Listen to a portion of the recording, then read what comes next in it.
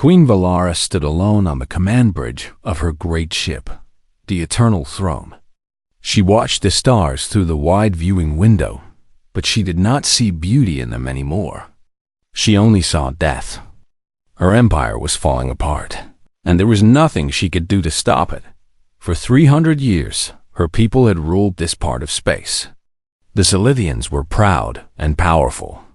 Their ships were not made of metal like other races used. Their ships were alive. They grew them from special seeds, and the vessels became living creatures that could fly through the darkness between stars. No other species had ships like these. No other species could match their power. But that was before the Kreth came. The Kreth were different from any enemy the Silithians had faced before. They were once living beings, but they had replaced their flesh with metal. They believed that machines were better than biology. They believed that feelings and emotions were weaknesses. They calculated everything. They planned everything. And they never, ever made mistakes. The war had lasted 3 years now. At first, Valara thought her people would win easily. They always won. But the Kreth learned fast. They studied the Silithian ships. They found the weak points in the living hulls. They created weapons that could hurt the bioorganic vessels in ways no other weapon could. Now, 17 of her 32 great warships were destroyed or damaged beyond repair. The rest were running away, their living hulls bleeding bright blue fluid into the cold emptiness of space. Her proud fleet looked like wounded animals limping home after a terrible hunt. The door behind her opened with a soft sound. Admiral Thyres walked in slowly. He was old for a Silithian, his 4 eyes clouded with age and now filled with shame. He had served her family for 5 generations. He had never lost a war until now. "My queen," he said, his voice heavy with sadness. "I bring terrible news." Valara did not turn around. She already knew what he would say. She had been watching the battle reports for hours. "The Varus system has fallen," Thyres continued. "The Kreth have taken our breeding grounds." Those words hit Valara like a physical blow. She closed her eyes and tried to breathe normally. The breeding grounds were where new Silithians were born. Without them, her people could not have children. Without them, her species would slowly die out over the next 2 generations. The Kreth knew this. They were not just trying to win a war. They were trying to erase the Silithians from existence. "How many of our people escaped?" she asked quietly. "Perhaps 10,000 made it to the evacuation ships. The rest..." Thyres could not finish the sentence. Valara finally turned to face him. She was tall, even for a Silithian. Her skin was pale like a pearl, shifting colors slightly when light touched it. Her eyes were deep and dark, holding the weight of 1,000 stars. A crown grew from her skull, not placed there, but part of her body, made of crystalline bone that sparkled in the dim light of the bridge. "What forces do we have left?" she asked. 40,000 warriors remain battle-ready. 6 carriers can still fight. The home fleet guards Silithia Prime, but... He paused, his mandibles clicking nervously. "They cannot hold against a full Kreth assault. If the enemy brings their entire force against our homeworld, we will fall. How long do we have?" 60 rotations. Perhaps less if they push hard. 60 days. Valara had 60 days to save her entire species. 60 days to achieve what 3 years of fighting had failed to accomplish. It seemed impossible. It probably was impossible. She dismissed Thyres with a wave of her hand. The old admiral bowed low and left the bridge, leaving her alone with her thoughts. Valara walked to the viewing window and pressed her hand against the cool surface. The ship responded to her touch, sending a gentle pulse of warmth through her fingers. The Eternal Throne was alive, and it could feel her pain. "What am I supposed to do?" she whispered to no one. Her mother had been queen before her. Her grandmother before that. For 20 generations, the royal family had protected the Silithian people. They had faced wars, plagues, and disasters of every kind. They had always found a way to survive. But this enemy was different. The Kreth did not make the mistakes that other enemies made. They did not get tired. They did not get scared. They simply calculated the best path to victory and followed it without mercy. Valara was still standing at the window when her communications officer rushed onto the bridge. The young female was breathing hard, her eyes wide with excitement. "My queen," she said quickly, "we have detected something strange in the debris field from our last battle." "Another Kreth ship?" Valara asked, suddenly alert. "No, Your Majesty. It is not Kreth. It is not Silithian either. Our scanners cannot identify the design." The officer held up a data tablet showing a small vessel drifting among the wreckage. "The ship is damaged and sending out a distress signal. We have analyzed the transmission, and it appears to be from a species we have barely heard of." Valara took the tablet and studied the image. The ship was tiny, barely larger than a personal transport. Its design was crude and simple, made of basic metals and primitive technology. It looked like something a child might build compared to the elegant bioorganic vessels of her fleet. "What species?" she asked. "Human, Your Majesty. From a planet called Earth." Valara searched her memory. She had heard of humans before, but only in passing. They lived on the far edge of the galaxy, millions of light years from Silithian space. They had barely achieved interstellar travel. They were primitive, isolated, and completely unknown to most of the galaxy. How did a human ship end up here? She wondered aloud. "Unknown, my queen. Perhaps a navigation error. Perhaps they were lost. But our scans show one life sign aboard. The human is alive." Valara looked at the small ship floating among the debris of her destroyed fleet. It seemed so out of place, so random. What was a human doing in the middle of a war between two great empires? She should ignore it. She had bigger problems to worry about. Her people were dying. Her empire was crumbling.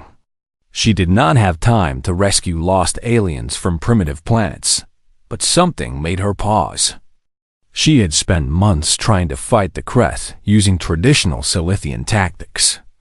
She had followed the same strategies her ancestors had used for centuries. And she had lost.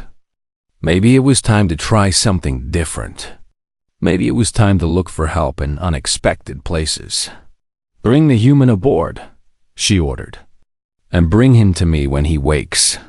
The communications officer looked surprised, but did not question the command. She bowed quickly and hurried off the bridge to carry out the Queen's orders. Valara turned back to the viewing window and watched as a small rescue shuttle launched from the Eternal Throne. It flew toward the drifting human vessel like a bright spark against the darkness. She did not know why she had made that decision. She did not know what a single human from a primitive planet could possibly do to help her war. But for the first time in months, she felt something other than despair. She felt curiosity. And in a war where everything else had failed, perhaps curiosity was enough to begin again. Danny Carter woke up slowly. His head hurt badly, and his mouth felt like it was filled with sand. He tried to open his eyes, but the light above him was too bright. He groaned and turned his head away. The last thing he remembered was sitting in his pilot chair, watching his oxygen meter drop toward zero. He had accepted that he was going to die alone in the darkness between stars. He had closed his eyes and thought about his mother back in Houston, about the smell of her cooking on Sunday mornings. But he was not dead. He was lying on something soft, and the air around him smelled strange but clean. He could hear sounds he did not recognize, like whispers and clicks and something that might have been music. Danny forced his eyes open and looked around. The room he was in made no sense. The walls were not flat. They curved and pulsed slightly, like they were breathing. Soft blue light came from everywhere and nowhere at the same time. There were no corners, no hard edges. Everything looked organic, like the inside of some giant living creature. "What the hell?" Danny muttered, sitting up slowly. He was lying on a bed that seemed to be growing out of the floor. His clothes were gone, replaced by a simple gray robe that felt like silk against his skin. His arms and legs were not restrained. He was not a prisoner. At least, he did not think he was a prisoner. The wall in front of him opened like a wound, and Danny's heart nearly stopped. The creature that walked through was nothing he had ever seen before. She was tall, maybe 7 feet, with skin that looked like pearl mixed with silver. Her eyes were huge and dark, filled with depths he could not understand. A crown grew from her head, not placed there, but actually part of her skull, made of something that looked like crystal. She moved with grace that no human could match. Her long limbs flowing like water. Behind her came 2 guards. They were different from her, covered in hard shells that looked like black armor. They carried weapons that hummed with energy. Their faces had no expression at all. Danny scrambled backward on the bed until his back hit the curved wall. His heart was pounding so hard he could hear it in his ears. "Please don't eat me," he said. It was the first thing that came to his mind. The tall female stopped and tilted her head slightly. When she spoke, her mouth moved, but the words seemed to appear directly in his mind, already translated into English. "We do not eat other intelligent beings," she said. Her voice was cold, but not cruel. "You are human. Danny Carter, pilot of a cargo vessel." Danny blinked. "How do you know my name?" "We scanned your ship's computer while you were sleeping. Your vessel is primitive, but the data was easy to access." She walked closer, studying him like he was some kind of interesting insect. "You were 47 days without rescue. Your food and water were almost gone. Your oxygen would have run out in 6 more hours. You were dying." "Yeah," Danny said, his voice shaking. "I know. I was there. Why were you in this sector of space? Your planet is millions of light years from here. Humans have barely achieved faster than light travel. You should not be anywhere near Silithian territory." Danny swallowed hard. "It was an accident. I was hauling mining equipment to an outpost in the Kepler sector. Something went wrong with my navigation computer during a hyperspace jump. When I came out, I had no idea where I was. My distress beacon got no response. I just kept drifting and drifting." "You got lost," the female said flatly. "That's one way to put it." She circled him slowly, her dark eyes taking in every detail of his body. Danny felt like a lab rat being examined by a very tall, very beautiful scientist. "I am Queen Valara of the Silithian Dominion," she said. "You are aboard my flagship, the Eternal Throne. You are in the middle of a war." "A war?" Danny's stomach dropped. "Look, Your Majesty, I don't want any trouble. I'm just a cargo pilot from Houston. I change oil and haul boxes for a living. If you could just point me toward Earth, I'll be out of your way. I promise I won't tell anyone about you." The Queen stopped in front of him. Something like amusement flickered in her ancient eyes. "You cannot go home, Danny Carter. Your ship is too damaged to make such a journey. And even if it were not, Earth is far beyond the range of our current territory. We are fighting for our survival. We cannot spare resources to escort a lost human across the galaxy." Danny's hope died in his chest. He was trapped here, wherever here was, with aliens he did not understand in the middle of a war he knew nothing about. "So what happens to me?" he asked quietly. Queen Valara did not answer immediately. She turned to one of her guards and spoke in her own language, a series of clicks and whistles that sounded like strange music. The guard handed her a small tablet, and she studied it for a long moment. "My scientists have analyzed your biology," she said finally. "Humans are fascinating creatures. Thanks?" Your species evolved as persistence hunters on your planet. You do not have claws or fangs or venom. You are not particularly strong or fast, but your bodies can endure damage that would kill most other species. You can heal from wounds that should be fatal. You can function without sleep for extended periods. Your bodies adapt to extreme conditions with remarkable efficiency. Danny shrugged. I guess humans are pretty stubborn. It is more than stubbornness. Valara's eyes narrowed. We also analyzed your cultural databases from the transmissions your planet sends into space. Your television programs. Your history files. Your news broadcasts. Oh God, Danny groaned. Please don't judge all of humanity by our television. We learned that humans have been fighting wars against each other since the beginning of your history. You created weapons that could destroy your entire planet. And then, instead of destroying yourselves, you learn to live with them. You fight over land, over ideas, over things that other species would consider meaningless. And somehow, despite all of this, you continue to survive and grow. Danny did not know what to say. When she put it like that, humanity sounded completely insane. Your people are creative in violence, Valara continued. You think in ways that other species do not. You take risks that logic says you should not take. You sometimes win battles that mathematics says you should lose. She leaned close to him, so close that he could see his own reflection in her countless eyes. I have been fighting a war against an enemy called the Kreth for 3 years, she said softly. They are machines. They calculate everything. They never make mistakes. They have studied my people and learned exactly how we fight. They know our strategies, our tactics, our weaknesses. And they are winning. Danny felt a chill run down his spine. I'm sorry to hear that. The Kreth have never encountered a human. They have no data on your species. They cannot calculate what they do not understand. Valara straightened up and looked down at him with an intensity that made his skin crawl. Tell me, Danny Carter, do you know how to fight? Fight? Danny almost laughed. Lady, I'm not a soldier. I flew cargo ships. Before that, I worked construction in Galveston. The closest I've come to fighting was a bar brawl in El Paso, and I lost that one pretty badly. But you are human, Valara said simply. And right now, that might be exactly what I need. Danny stared at the alien queen, trying to understand what she was saying. She wanted him to fight in her war.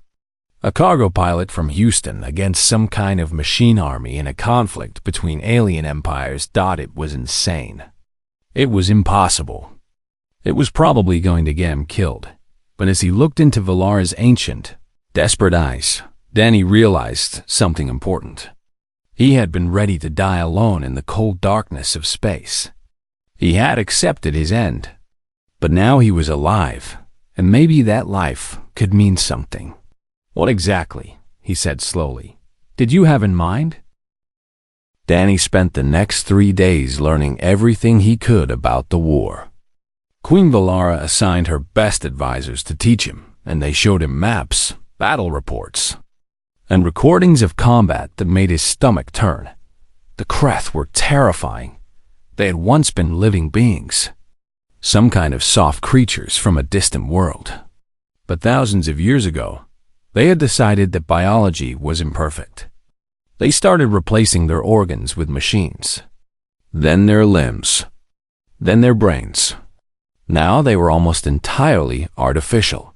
Their original forms lost beneath layers of metal and circuitry. They did not feel pain. They did not feel fear. They did not feel anything at all. They simply calculated the most efficient path to victory and followed it without hesitation. They communicate through a network, Admiral Thyrus explained, pointing at a holographic display. Every Kreth ship, every soldier, every defense platform is connected. They share information instantly. When one unit learns something, all units learn it. Like a hive mind, Danny said. Similar, Yes. It makes them extremely coordinated. They never duplicate efforts. They never make contradictory decisions. Their strategy is always unified. Danny studied the map showing Kreth territory. It had grown steadily over the 3 years of war, swallowing system after system. The Silithian space had shrunk to less than half its original size. "What's this?" he asked, pointing at a space station at the intersection of 3 major routes. "Nexus Prime," Thyras said, his voice heavy with bitterness. "It was once our greatest trading hub. The Kreth took it 2 months ago. Now they use it as their main staging area for attacks against our remaining worlds. Why haven't you taken it back?" "We have tried. 3 times. The Admiral's 4 eyes dimmed with remembered pain. They have fortified it heavily. Thousands of automated defense platforms surround it. Their best warships guard every approach. We cannot even get close before they destroy our forces." Danny stared at the station for a long moment. His mind, trained by years of calculating cargo routes and delivery schedules, started working in ways he did not expect. "What happens if you take Nexus Prime back?" he asked. "Their supply lines would be cut. Their advance would stall. We would have time to rebuild our forces." Thyres shook his head slowly. "But it is impossible. We have run the calculations 1,000 times. There is no attack formation that succeeds. There is no weapon combination that breaks their defenses. The mathematics simply do not work." "Mathematics?" Danny muttered. "Yeah, that's the problem." Over the next 2 days, Danny spent most of his time in the ship's archive room, reading everything he could find about both the Silithians and the Kreth. He ate the strange alien food they gave him, which tasted like a combination of fish and flowers. He slept on the bed that grew from the floor. And he thought, on the 3rd night, Queen Valara came to see him. She found him sitting on the floor, surrounded by data tablets and holographic displays. He had papers spread around him, covered in drawings and notes. His eyes were red from lack of sleep, and his hair was sticking up in every direction. "My advisors tell me you have been researching obsessively," she said, looking down at him.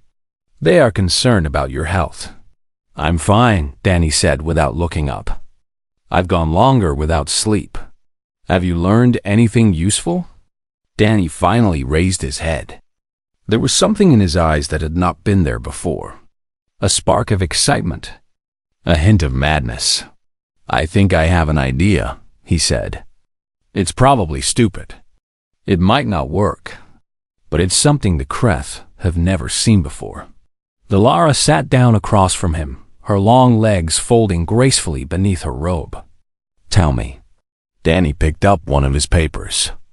It showed a rough drawing of Nexus Prime, surrounded by circles representing the Kreth defenses. "The Kreth are smart," he began. "Really smart. They've calculated every possible way you might attack that station. Every angle, every weapon, every tactic. They have prepared defenses for scenarios you haven't even thought of yet. This is not encouraging news.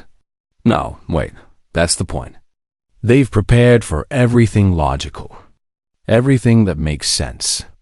But what if you don't do something logical? What if you do something so stupid, so crazy, that they never thought to prepare for it?" Valara's eyes narrowed with interest. "Continue." Danny drew a single line on his paper, going straight through the middle of the Kreth formation directly at the station. One ship. No weapons armed. Flying right at them like you're surrendering. Admiral Thyras had been standing in the doorway, listening. He stepped forward with his mandibles clicking in alarm. "That is not strategy. That is suicide." "It would be," Danny agreed, "if you were actually surrendering. But you wouldn't be. You'd be delivering a present." He told them about Troy. He told them about the Greeks, who had fought a war for 10 years and could not break through the walls of their enemy city. He told them about the giant wooden horse they built and how they hid soldiers inside it, and how the Trojans thought it was a gift and brought it into their city. They came out at night, Danny said, his voice rising with excitement.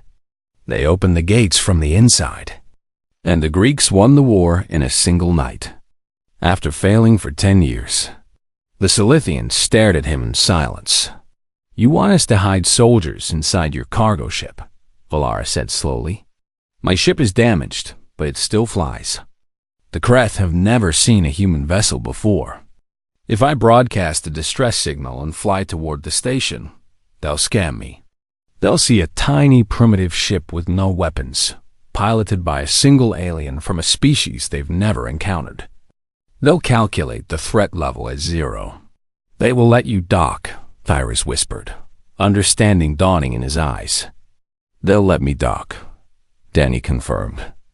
And inside my cargo hold, I'll have your shock troops in suspended animation, plus enough explosives to knock out their main command center. The command center controls the defensive network, Valara said. If it goes offline, all those automated platforms go dark, all at once, and your fleet jumps in 30 seconds later, guns blazing, hitting them while they're blind and confused. The room was silent for a long moment. Thyras and Valara exchanged glances, communicating in the wordless way that people who had worked together for decades could do. This is insane, the Admiral said finally. Yep, Danny agreed cheerfully. The Kreth will analyze your ship before letting you dock. Sure, and they'll find exactly what they expect to find. A damaged cargo hauler with a scared human pilot asking for help. The troops will be in biological suspension pods that read as cargo containers. The explosives will be in a shielded compartment that reads as engine parts.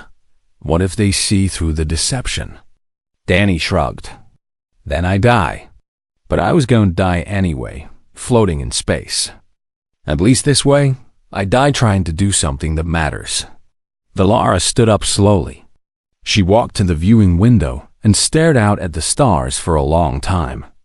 When she turned back, there was something new in her ancient eyes. Something that looked almost like hope. You would do this? She asked. You would risk your life for a species you met 3 days ago? For a war that is not yours? Danny thought about the question seriously. He thought about his grandfather, who had volunteered for a war on the other side of the world. He thought about his great-uncle, who had jumped out of airplanes into enemy territory. He thought about all the ordinary people throughout human history who had done extraordinary things when given the chance. Your people saved my life, he said. You found me drifting in space and brought me aboard when you had no reason to. You could have left me to die, but you didn't. He smiled slightly. Where I come from, we have a word for that. We call it honor. And we pay back our debts. Valara studied him for a long moment. Then, slowly, she began to laugh. It was a strange sound, musical and alien, but unmistakably alive. I am beginning to understand, she said, why humans have survived so long despite everything trying to kill them. She turned to Admiral Thyras and spoke in a voice that carried the weight of royal command. Prepare the shock troops. We attack Nexus Prime in 3 days. Danny grinned, the same grin that had gotten him into and out of trouble his entire life. Now you're talking, he said. The wandering star limped through space, trailing smoke and sparks from her damaged hull. Danny sat in the pilot's chair, his hands steady on the controls despite his racing heart. Through the viewport, he could see Nexus Prime growing larger against the stars. The station was massive, a sprawling complex of metal and machinery that looked like a mechanical spider waiting at the center of its web. Around it, thousands of defense platforms floated in perfect formation, their weapons tracking every object that came within range. Kreth warships patrolled in precise patterns, their silver hulls gleaming with cold light. Unidentified vessel, a mechanical voice crackled through his radio. You have entered Kreth-controlled space. State your designation and purpose. Danny took a deep breath. This was it. Either his plan worked, or he died in the next few minutes. "My name is Danny Carter," he said, making his voice sound scared and desperate. It was not hard because he was scared and desperate. "I'm a human from Earth. My ship was damaged in a hyperspace accident, and I've been drifting for weeks. Please, I need help. I'm almost out of air." There was a pause. Danny imagined the Kreth analyzing his words, scanning his ship, calculating variables. They had no data on humans. Everything about him was new information for their databases. "Hold your position," the voice said finally. "Do not attempt any hostile actions." Danny waited. Seconds stretched into minutes. He could feel sweat running down his back. Behind him, hidden in the cargo hold, 36 Silithian shock troops lay in suspended animation pods. The explosives were packed in containers that looked like engine parts. Everything depended on the Kreth not looking too closely. A Kreth shuttle detached from one of the warships and flew toward him. Danny watched it approach, his muscles tense. The shuttle was sleek and angular, without any of the organic curves of Silithian design.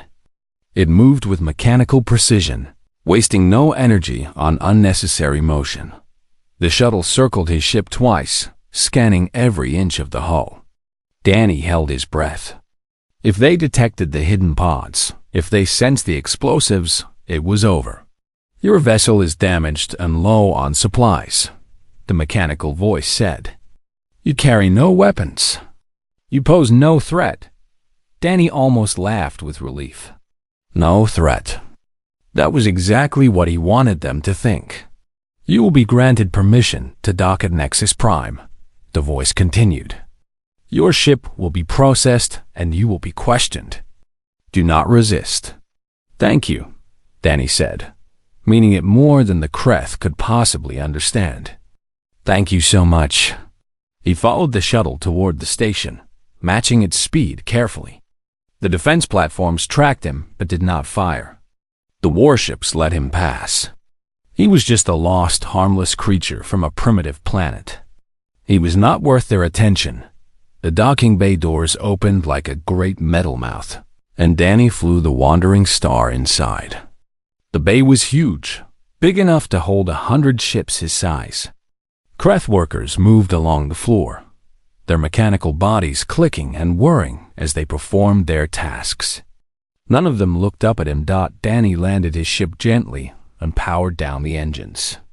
Through the viewport, he could see a group of Kreth inspectors approaching. They were humanoid in shape, but that was where the similarity ended.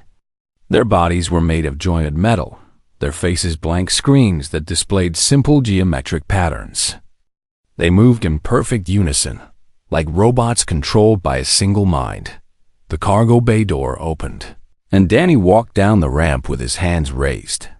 He tried to look scared and confused, which was not difficult since he was both of those things. "Danny Carter," one of the inspectors said. Its voice came from a speaker in its chest. "Human. Species classification. Category 7. Threat assessment. Minimal." "That's me," Danny said with a nervous smile. "Minimal threat. That's definitely me." The inspectors walked past him and entered his ship. Danny's heart pounded as he watched them move through the cargo hold, scanning the containers, examining the equipment. They stopped in front of the suspension pods. "Agricultural storage units," one inspector announced, reading the false labels Danny had programmed. "Contents: biological samples for scientific research." "Yeah," Danny said, trying to keep his voice steady. "I was hauling that stuff for a research company back home. Didn't want it to go to waste." The inspectors scanned the pods for 30 long seconds. Danny felt like he might pass out from tension. Then the lead inspector turned away. "All cargo is consistent with designated purpose," it said. "No hazardous materials detected." Danny exhaled slowly. The Silithian suspension pods were designed to mask life signs completely. The explosives were made from compounds that Kreth scanners did not recognize as dangerous. Everything was working exactly as planned. "You will be taken to the processing center," the inspector told him. "Follow." Danny followed the inspectors out of the docking bay, glancing back at his ship one last time. In his pocket, hidden from sensors by a special coating, was a small trigger device. All he had to do was press the button, but not yet. First, he had to get clear of the cargo bay, and he had to find the communication array. The Kreth led him through metal corridors that all looked the same. The station hummed with machinery, a constant low sound that seemed to come from everywhere. There were no windows, no decorations, nothing that suggested anyone actually lived here. It was purely functional, designed by beings who did not understand beauty or comfort. They passed a room filled with screens, showing data streams and tactical displays. Danny recognized it from the station blueprints he had memorized. The command center was close. "Very close. Can I ask a question?" Danny said suddenly. The inspectors stopped and turned to look at him with their blank screen faces. "You may ask." "What's down that corridor?" Danny pointed to a side passage. "That area is restricted. It contains essential station systems, like the main computer." The inspectors paused, processing his question. Danny could almost see them calculating whether this information was dangerous to share. They decided it was not. The primary processing core is located in that section. It coordinates all station functions, including defensive systems. Danny smiled. "Thanks. That's all I needed to know." He pulled the trigger from his pocket and pressed the button. The explosion was not large, but it was perfectly placed. The charges detonated inside the Wandering Star's cargo hold, releasing a massive electromagnetic pulse that fried every electronic system within half a kilometer. The lights in the corridor went dark. The inspectors froze, their screen faces flickering and dying as their connection to the network were severed. Emergency lights kicked in, bathing everything in red. Alarms began to wail throughout the station, but the defense platforms outside had gone silent, their weapons offline. Their targeting systems dead. Danny ran. He sprinted down the corridor toward the communication array, dodging frozen Kreth units that had shut down when the pulse hit. His heart was pounding, his lungs burning, but he did not slow down. He had maybe 30 seconds before backup systems came online. He found the communication room and smashed through the door. The equipment was basic, simple enough that even the pulse had not completely destroyed it. Danny grabbed a microphone and tuned it to the frequency the Silithian fleet was monitoring. "This is Danny Carter," he shouted into the microphone. "The defense grid is down." "I repeat, the defense grid is down. Attack now."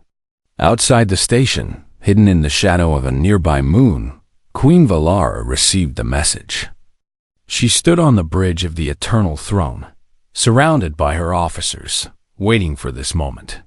"All ships," she commanded. "Attack." The Silithian fleet burst from hyperspace like a wave of fury. 15 carriers, 200 fighters, thousands of warriors ready for battle. They hit the station's outer defenses before the Kreth even knew what was happening. Without the automated platforms, the Kreth warships were outnumbered and outmatched. The Silithians tore through them with ferocious efficiency, their living ships screaming through space like predators finally released from their cages. Inside the station, Danny ran back toward the docking bay. The suspension pods had opened automatically when the pulse hit, releasing the shock troops. Now they were fighting through the corridors, their energy blades cutting through any Kreth who stood in their way. Danny grabbed a fallen weapon and joined them. He did not know how to use it properly, but he figured out the basics quickly enough. Point at the enemy, pull the trigger, hope for the best. The battle lasted 6 hours. By the end, Nexus Prime was in Silithian hands. The Kreth forces had been destroyed or driven away. The station's databases were captured, containing information that would change the course of the war. Queen Valara walked through the conquered corridors, stepping over the broken bodies of Kreth soldiers. She found Danny sitting against a wall, exhausted and bleeding from a wound on his arm. He looked up at her and managed a tired smile. "I think it worked," he said. Valara looked at the chaos around her, at the impossible victory they had achieved, because one human had thought of something her people never would have considered. "Yes," she said softly. "I believe it did." She extended her hand and helped him to his feet.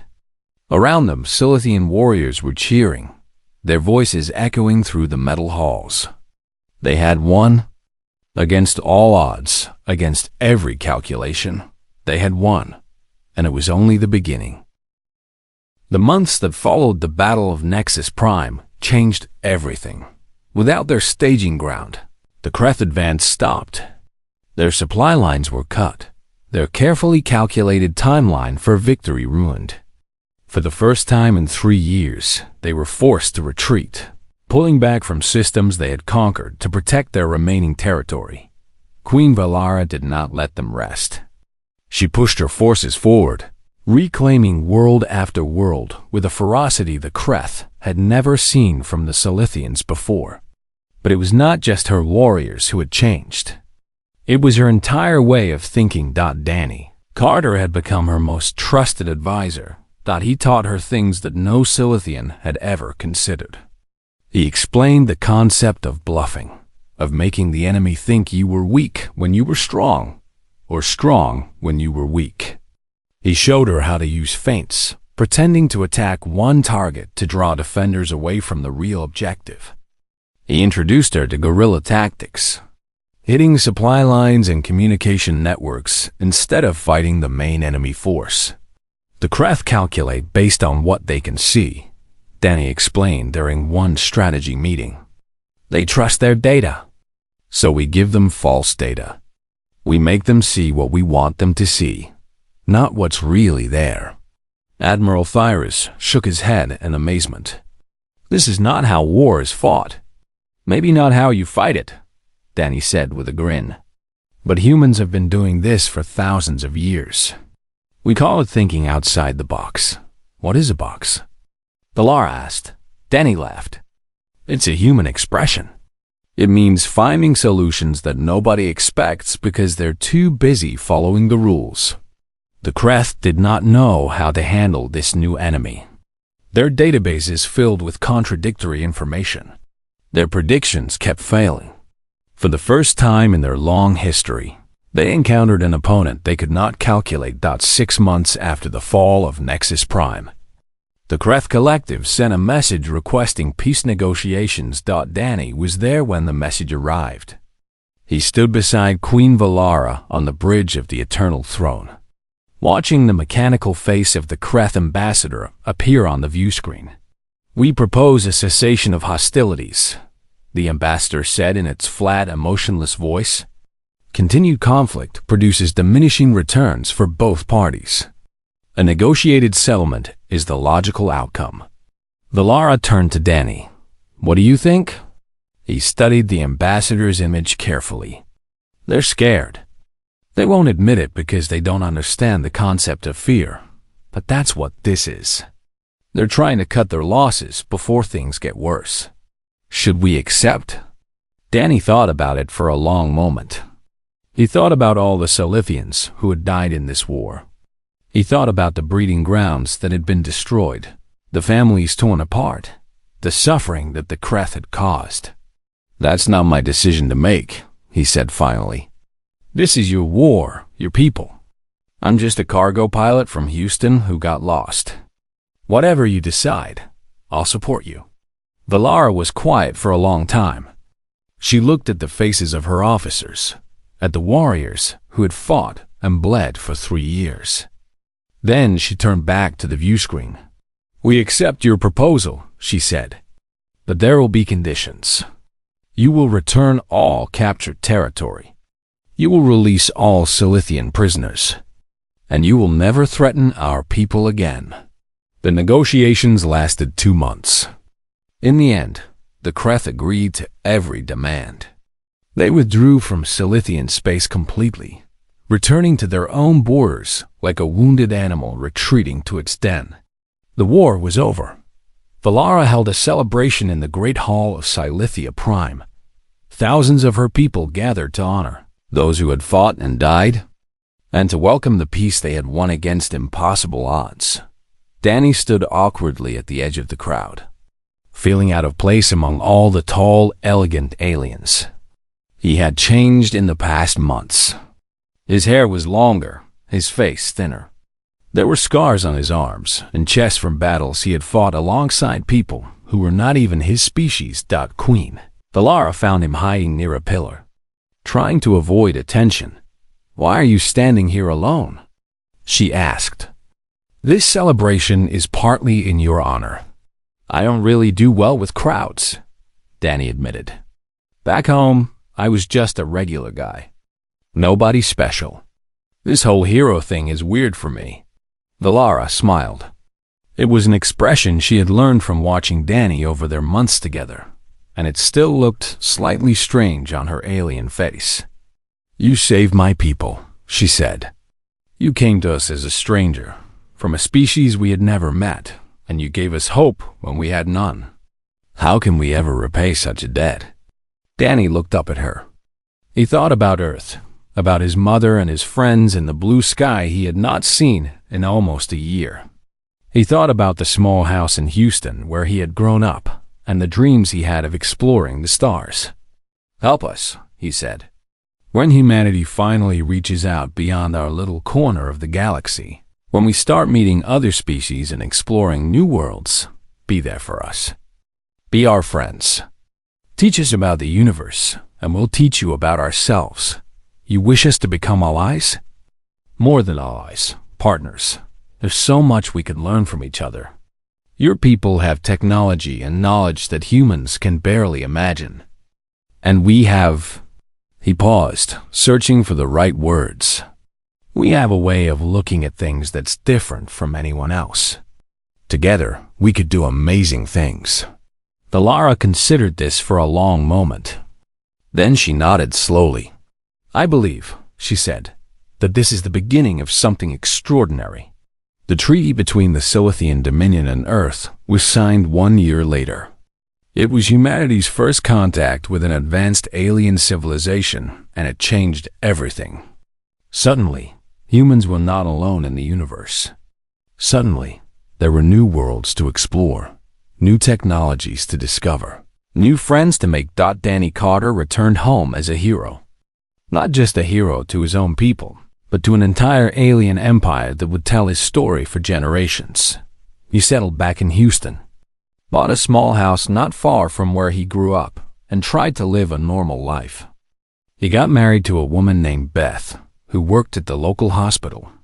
They had 3 children who grew up knowing that their father had once saved an alien civilization. Sometimes, on clear nights, Danny would take his kids out to the backyard and point at the stars. He would tell them about Queen Valara and the Silithians, about the war against the Kreth, about the impossible victory that a lost cargo pilot helped achieve. "Out there," he would say, "we have friends. Real friends who would do anything for us because we did everything for them. And when you grow up, maybe you'll get to meet them." His children would stare at the sky with wonder in their eyes, dreaming of the adventures that awaited them on Silithia Prime, in the great palace that overlooked a sea of bioluminescent waves. Queen Valara still kept a portrait of Danny Carter in her private chambers. It was a strange image to her people, this small, soft creature with no claws or armor or special powers. But she knew the truth that the portrait represented. Heroes did not always look like heroes. Sometimes they looked like ordinary people who simply refused to give up. The Silithians built monuments to the Battle of Nexus Prime. They wrote songs about the human who fell from the stars. They taught their children about the importance of thinking differently, of challenging assumptions, of finding hope in unexpected places. And in the great archives of the Dominion, where the history of their species was recorded for all eternity, a new chapter had been added. It told the story of how the Silithian Dominion nearly fell to an enemy that calculated everything, until a single human showed them that some things could not be calculated. Love, courage, determination, hope. These were the qualities that humans carried in their hearts, passed down through generations of struggle and survival. These were the weapons that no enemy could predict or defend against. The universe was vast and full of wonders. There were species of unimaginable power, civilizations that had existed for millions of years, technologies that seemed like magic. But in all that vastness, there was nothing quite like humanity. Small, young, stubborn, unpredictable, beautiful. And never, ever to be underestimated. Danny Carter lived to be 93 years old. He saw his grandchildren grow up in a world connected to the stars, where humans and Silithians worked together as partners and friends. He never flew a cargo ship again, but sometimes he would visit the museums where the wandering star was displayed. And he would remember the man he had been when he was lost and alone in the darkness. On the day he died, peacefully in his sleep with his family around him, a message arrived from across the galaxy. Queen Valara, who had ruled for over a century and seen her empire restored to glory, sent her personal condolences. "He was the best of his kind," she said in the message. "He was the best of any kind. The universe is smaller without him." And somewhere in the infinite expanse between the stars, the story of Danny Carter continued to spread. It was told by traders and explorers, by diplomats and soldiers, by children who dreamed of adventure and adults who had forgotten how to dream. It was the story of how one ordinary human, lost and alone, had changed the fate of an empire. It was the story of humanity, and it was only the beginning.